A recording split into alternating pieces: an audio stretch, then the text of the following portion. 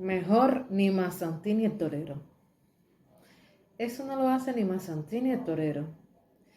Hace rato no escuchaba estos refranes, pero realmente son de Cuba y son muy interesantes y se han utilizado mucho. Hace referencia que esto no lo hace ni Mazantín ni el torero. Aquí es una tarea bien difícil, no lo va a lograr nadie. Realmente es bastante engorrosa, bastante difícil. Y mejor ni Mazantín el torero es porque Mazantín el torero, así es como se dice el refrán, Mazantín el torero era alguien muy valiente, requiere de mucha valentía y muchas personas no tienen esa valentía. El refrán dice Mazantín el torero, pero el nombre al que hace referencia la persona, dueño de este refrán, el que provocó que existiera este refrán, es Mazantini. Sí, ya te voy diciendo que este refrán viene de una persona que sí existió en Cuba. Pero señores, Mazantini el torero, toros, Cuba, a mí como que algo que no me juega mucho. Yo cuando era pequeña pensaba en esto y decía, pero ¿qué tienen que ver los toros con Cuba? ¿Acaso en Cuba se corrían toros? Ay, yo no sé realmente, pero todo esto lo investigué, lo busqué y lo traigo aquí para este video. Y si quieres saber las respuestas y conocer un poco más del tema, ya sabes lo que tienes que hacer, acompáñame.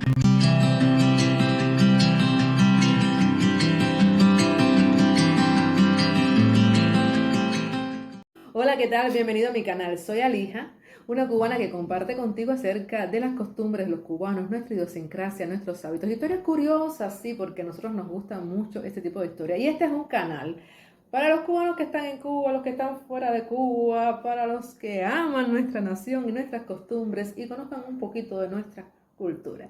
Vamos a hablar entonces de este refrán, como les mencioné, el origen, la historia que hay detrás de Mazantín el torero. Esto no lo hace ni Mazantín el torero, mejor ni Mazantín el torero.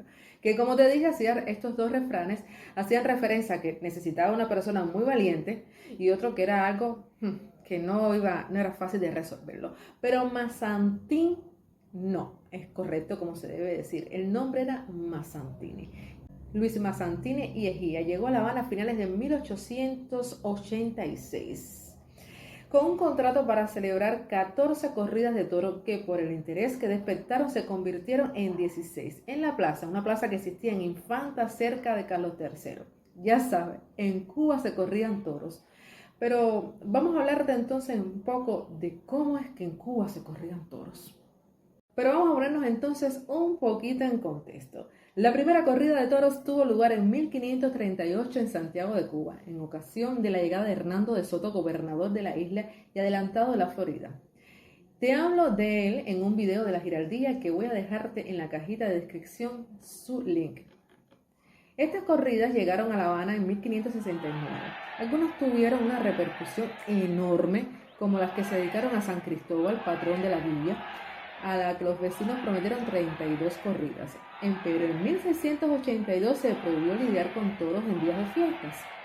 Muy famosa fue asimismo la corrida con la que se aclamó en La Habana el ascenso al trono del español de Carlos III. Y un dato interesante es que no hubo propiamente una plaza de toros en la ciudad hasta 1769, cuando se instaló la Almonte esquina Arsenal, en un sitio llamado después El Basurero. Años después, en 1796, hubo otra donde se cortaban las calles Monte y Ejida.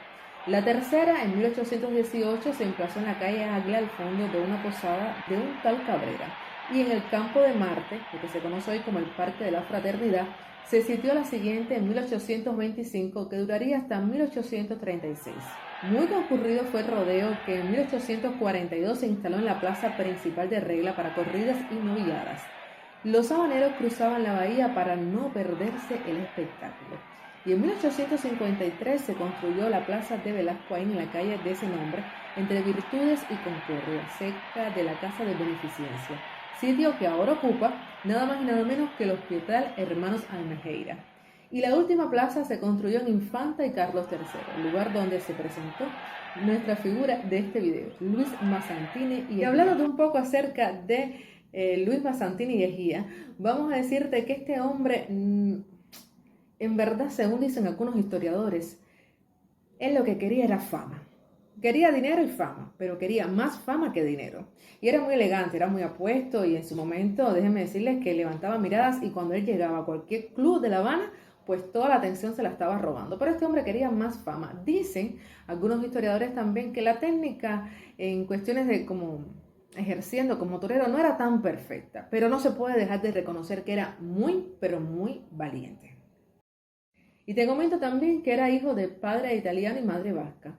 Nació en el Goibar el 10 de octubre de 1856. Hizo estudios en Francia e Italia y ya bachiller en artes. Regresó a su país natal como secretario en la comitiva del rey Amadeo de Saboya, que tomaría posesión del trono español. Trabajó como telegrafista y quiso ser cantante de ópera. Apadrinado por Frascuelo, recibió la alternativa de manos de Rafael Molina Lagartijo en una plaza de Sevilla el 29 de mayo de 1884. Dicen los especialistas, y te lo comenté también, que era torpe con el capote y no muy garboso con la muleta, pero sí un torero fenomenal y muy técnico cuya valentía fue conocida y comentada en toda la península.